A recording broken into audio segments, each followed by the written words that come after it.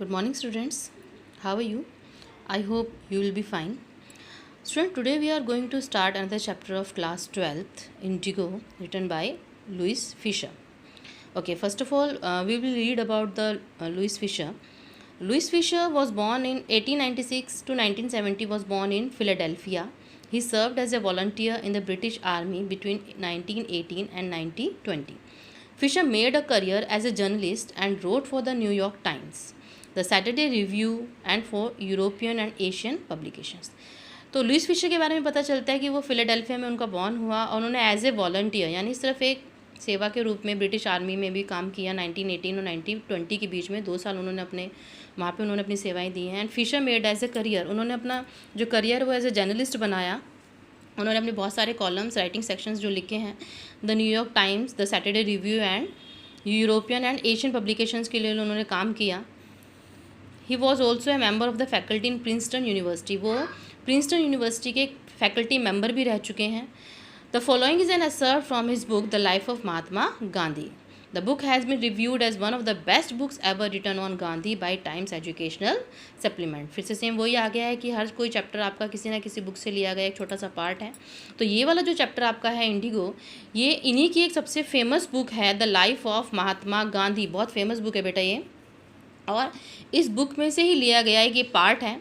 और जिसको इस बुक को टाइम्स एजुकेशनल की तरफ से बेस्ट बुक का अवार्ड मिला है। आज तक गांधी जी के ऊपर जितनी भी बुक्स लिखी गई हैं उसमें सबसे बेस्ट बुक का अवार्ड इसी बुक को मिला है, one of the best book ever written on Gandhi. Okay, और ये इस टाइप के क्वेश्चंस आपके सीबीएसई में आ भी जाते हैं कि गांधी जी के ऊपर सबसे फेमस बुक कौन सी है जो लिखी गई है अभी तक, और who is the writer of this book, और जो लुइस फिशर हैं वो कौन कौन से टाइम्स के लिए लिखते हैं। मतलब ये छोटी छोटी चीज़ें हैं जो एमसीक्यूज़ एज ए एमसीक्यूज़ में आते हैं आपके। अब हम स्टार्ट करते हैं chapter. First of all we will discuss the title indigo. Indigo से टाइटल को देख के आपको क्या लग रहा है कि ये टाइटल किस चीज़ के बारे में है। इंडिगो का मतलब होता है नील। नील आपने सभी ने सुना होगा, नील होता है एक, ठीक है। नील क्या होता है? नील एक टाइप का कलर होता है। Indigo was use to make dye. नील एक टाइप का कलर होता है जो कपड़ों को नीले रंग के मतलब नील कपड़ों का में कलर देने के काम आता है। जैसे कि कोई वाइट शर्ट्स वगैरह, मोस्टली वाइट कपड़ों में यूज़ होता है। वाइट शर्ट्स होते हैं, वाइट कपड़े होते हैं, उनको हम हल्का सा नीले से रंग में उनको डाल देते हैं जिससे उनका कलर निखर के आ जाता है। तो ये जो नील था तो इसी के ऊपर ये पूरी की पूरी स्टोरी है। तो सबसे पहले हम चैप्टर डिस्कस करने से पहले, स्टार्ट करने से पहले मैं आपको थोड़ा सा इंडिगो के बारे में बताना चाहूँगी कि ये चैप्टर है क्या। ये जो चैप्टर है बेटा, ये चंपारण एपिसोड आपने हिस्ट्री में पढ़ा होगा। जो आर्ट्स के बच्चे उनको तो बहुत अच्छी तरह पता है, ठीक है। लेकिन जो बच्चे साइंस के हैं, कॉमर्स के, उन्होंने 10th में पढ़ा होगा चंपारण के बारे में, चंपारण सत्याग्रह, चंपारण इस चीज़ के बारे में, एपिसोड के बारे में कि ये था क्या, ठीक है। ये जो ये चंपारण स्टार्ट हुआ, कैसे स्टार्ट हुआ, इसके क्या हिस्टोरिकल बैकग्राउंड थे और ये क्यों हुआ, व्हाट वाज द इश्यूज़, क्या इश्यूज़ क्या थे। और इसमें गांधी जी की बात की गई है, जैसे कि हमने देखा है the life of Mahatma Gandhi. तो इसमें पूरे चैप्टर में गांधी जी के इन्फ्लुएंस की बात की गई है, Gandhi ji is role in resolving this issue. इस इशू को रिजॉल्व करने में गांधी जी के क्या वो रहा है पार्टिसिपेशन, एंड इसके आउटकम एंड इम्पैक्ट के बारे में हम ज़रूर पढ़ेंगे कि इसके आउटकम क्या रहे हैं, इसका प्रभाव क्या रहा है इस एपिसोड का हमारी पूरी जो हमारी फ्रीडम स्ट्रगल की जो फाइट थी उसमें इन चीज़ों का क्या रोल रहा है, ठीक है। जो आर्ट्स के बच्चों उनको बहुत अच्छी तरह से मालूम है कि चंपारण एपिसोड क्या था।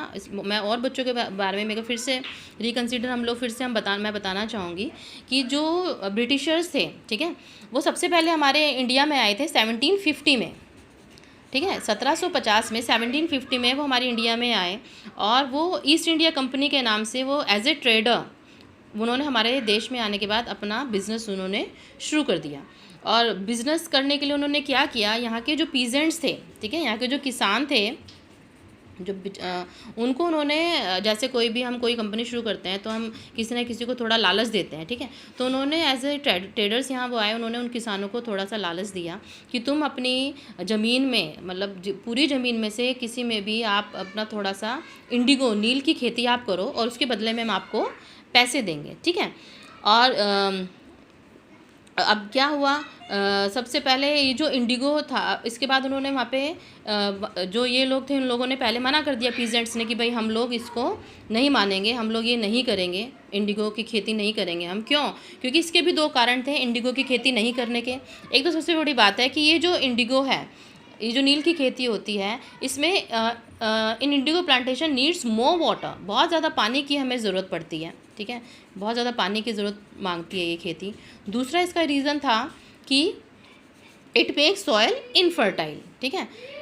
इससे क्या होता है प्रॉब्लम, इससे जो हमारी ज़मीन है वो बहुत ज़्यादा बंजर सी हो जाती है, इनफर्टाइल हो जाती है, हम फिर से उसमें कुछ उगा नहीं सकते। तो इस वजह से जो यहाँ के किसान थे वो मना कर देते थे कि हम इंडिगो की खेती नहीं करेंगे। लेकिन स्टार्टिंग में उन्होंने क्या किया, ब्रिटिशर्स ने अपने पैर जमाने के लिए इंडिया में उनको लालच दिया, उनको उसके बदले में कंपनसेशन उन्होंने शुरू किया, मतलब उस वक्त ज़्यादा था, तो इस तरह से वो पीजेंट्स भी मान गए।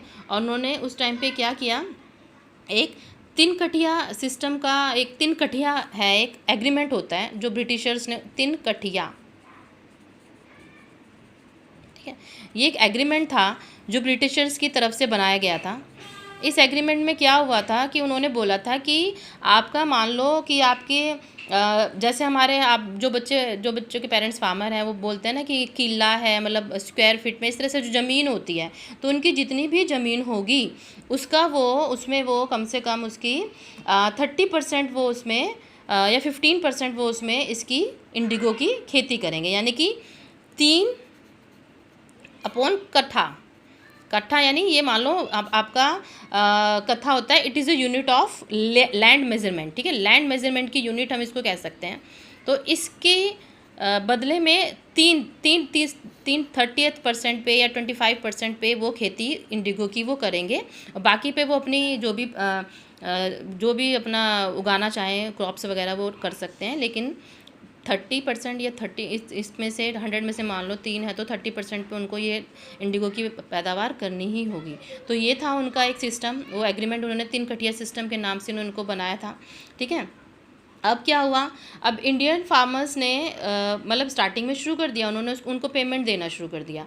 अब आप सोच रहे हो कि अगर ब्रिटिशर्स उनको पेमेंट कर रही है, ठीक है, और वो लोग क्रॉप भी उगा रहे हैं, उनको तो उसके बदले में पैसा मिल रहा है, तो प्रॉब्लम्स क्या आते हैं, व्हाट वर द इश्यूज़ आने शुरू कहाँ हुए, इश्यूज़ आने शुरू हुए हमारे कब जाके, तब 1915 में। देखो हम यहाँ पे बात कर रहे थे 1750 की, अब बात आ गई है 1915 में। 1915 तक क्या हुआ, अब ब्रिटिशर्स ने इंडिया में आने के बाद, मतलब उन्होंने यहाँ पे इतना कमाना शुरू कर दिया, अपनी कॉलोनीज़ यहाँ पे बसा दी, और उसके बाद 1950 तक यहाँ पर इंडिया में उन्होंने अपना रूल स्थापित कर दिया था, और ब्रिटिश रूल हमारे इंडिया में आ चुका था, और इस वजह से उन्होंने अब टॉर्चर करना लोगों को शुरू कर दिया था। स्टार्टिंग में तो एज ए बिजनेसमैन आए, लेकिन फिर धीरे धीरे उन्होंने अपने रूल्स यहाँ पर थोपने शुरू कर दिए।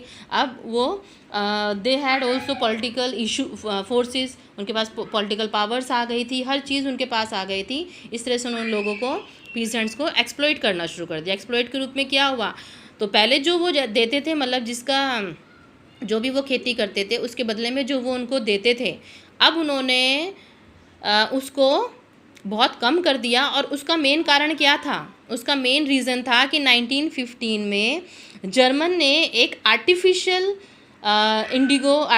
डाई डेवलप कर ली थी, ठीक है। इसका सबसे मेन रीज़न था जर्मन में आर्टिफिशियल डाई का इन्वेंट करना। इससे क्या हो गया, अब इन लोगों का जो इंटरेस्ट था वो इंडिया में बंद हो गया। ये जो आर्टिफिशियल डाई थी फैक्ट्रीज़ के थ्रू होता था, ये बहुत सस्ती पड़ती थी उनको, और इनको पीजेंट्स को उनको देना बहुत महंगा पड़ता था। तो इन्होंने अब इस चीज़ से हाथ खींचना शुरू कर दिया। अब इन्होंने पीजेंट्स को भी कम देना शुरू कर दिया, जो पहले वो जो भी उनको पैसा मुआवजा वगैरह देते थे वो उन्होंने कम देना शुरू कर दिया। और यहाँ तक कि उन्होंने अपने लॉयर्स के थ्रू उन्होंने गुंडे रख लिए, क्रिमिनल्स रख लिए, उन्होंने ये तक धमकाना शुरू कर दिया। बाद में तो उन्होंने वो बिल्कुल ही बंद कर दिया, और ये बोला कि अब तुम हमें, ये जो तुम इंडिगो उगा रहे हो, या जो तुम, अब इसकी वजह से पीजेंट्स ने क्या किया, उन्होंने इंडिगो की खेती बंद कर दी, ठीक है। ब्रिटिशर्स ने फिर उनके ऊपर केस चला दिया कि तुमने इस तरह, लेकिन ब्रिटिशर्स चाहते थे वो खेती भी करते रहे, जिससे वो उनके ऊपर दबदबा अपना बनाए रख सकें।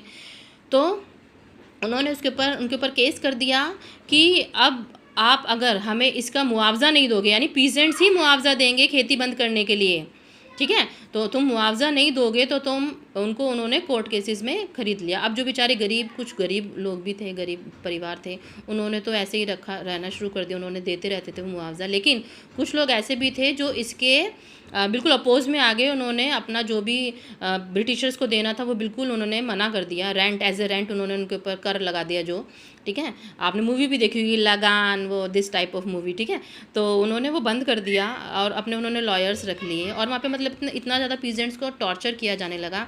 तो ये वही टाइम था, देखो 1915, ठीक है, और हम यहाँ बात कर रहे हैं 1917 की। तो यानी इन 2 सालों के अंदर यही वो टाइम था जब गांधी जी की एंट्री इस एपिसोड में होती है, ठीक है। तो आज तो हमारा टाइम, मुझे ऐसा लगता है, मुझे ये स्टोरी बताने में निकल गया, हमने चैप्टर तो स्टार्ट किया ही नहीं है। लेकिन ये चैप्टर बहुत ज़्यादा इंटरेस्टिंग है, बहुत ज़्यादा लेंदी थोड़ा चैप्टर है, लेकिन बहुत इंपॉर्टेंट चैप्टर भी है। और मैं चाहती हूँ कि हम इस चैप्टर को पूरा मैं थोरोली आपको रीड करवाऊँ, ठीक है, और हम लोग इस चैप्टर के बारे में कल पढ़ेंगे। ओके, तो I hope you will understand this topics जो मैंने आज आपको समझाया। और ये टॉपिक बेटा जीके से रिलेटेड भी है और मैं चाहती हूँ टॉपिक, इस चीज़ को आप बहुत अच्छी तरह से समझें और चैप्टर को पढ़ने में हमें आसानी हो जाए, इसलिए मैंने स्टार्टिंग में आपको इसके बारे में थोड़ा सा इंट्रोडक्शन दिया है। Okay, and tomorrow will be continue the chapter. Okay, thank you and have a nice day.